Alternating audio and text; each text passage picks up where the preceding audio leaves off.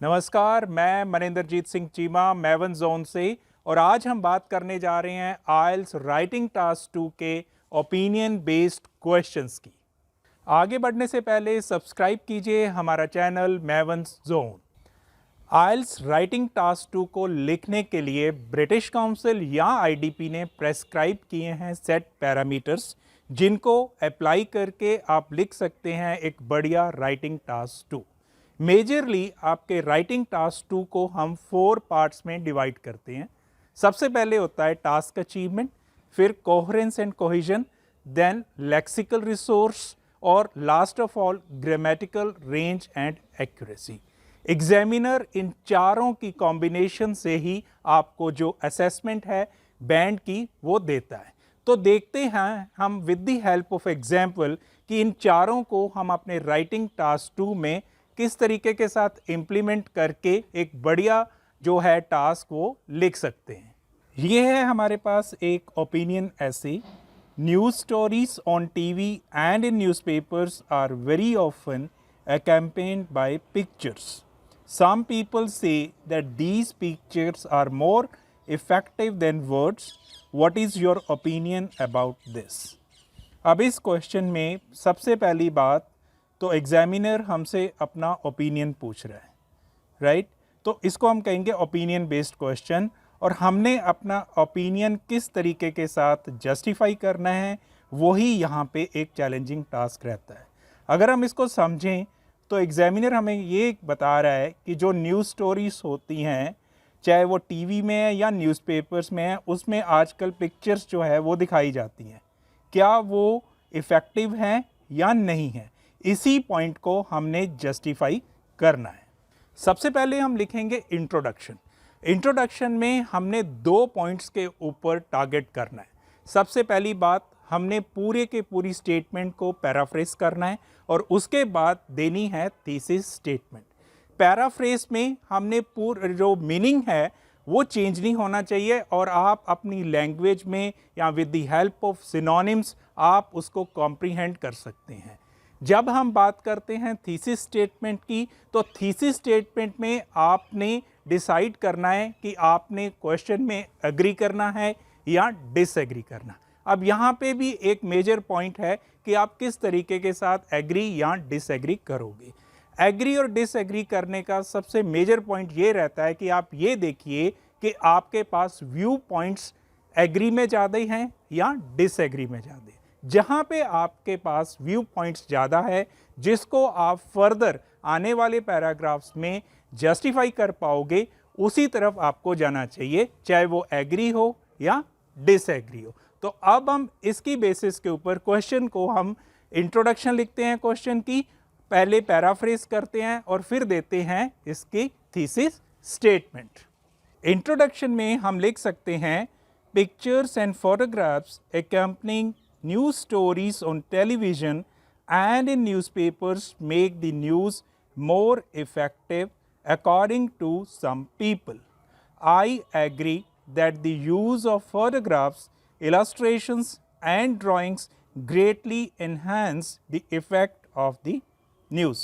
यहाँ पे हमने जो फर्स्ट लाइन है वो हमने पैराफ्रेज कर दी। उसके बाद आई एग्री वाला, यानी कि मैं इस क्वेश्चन में एग्री कर रहा हूँ, तो मैंने यहाँ पे अपना पॉइंट ऑफ व्यू पहले ही जस्टिफाई कर दिया, जिसको हम कहते हैं थीसिस स्टेटमेंट। अब हम प्रोसीड करते हैं हमारे नेक्स्ट पैराग्राफ पे, जिसको हम कहते हैं बॉडी पैराग्राफ 1। बॉडी पैराग्राफ 1 में हमने जो ओपिनियन लिया है, जैसे कि मैं एग्री कर रहा हूँ, तो उसके फेवर में हमने अपने आर्ग्यूमेंट्स जो है वो देने होते हैं। जैसे कि इसमें 2 चीज़ें आ रही हैं, टीवी और न्यूज़पेपर। सबसे पहले हम न्यूज़पेपर देख लेते हैं कि न्यूज़पेपर में हम क्या जस्टिफाई करेंगे कि विद द हेल्प ऑफ जैसे एडवांस टेक्नोलॉजी आ गई, एडवांस प्रिंटिंग मेथड्स आ गए, तो उससे क्या है कि अगर इमेज न्यूज़पेपर में रहती है तो उसका मैसेज जो है वो इफ़ेक्टिवली स्प्रेड होता है। ये सारी की सारी बातें हम लिखते हैं हमारे बॉडी पैराग्राफ 1 में। बॉडी पैराग्राफ 1 में हम लिखेंगे, with the improvements in printing techniques and the advent of computers, newspapers are increasingly using pictures to enhance the effect of the written word. The pictures accompanying the news reports make it more plausible. After all, seeing is believing.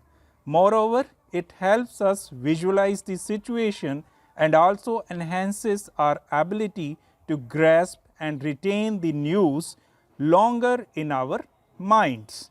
Body paragraph 1 में हमने बात किया newspaper की। अब हमारे पास है body paragraph 2।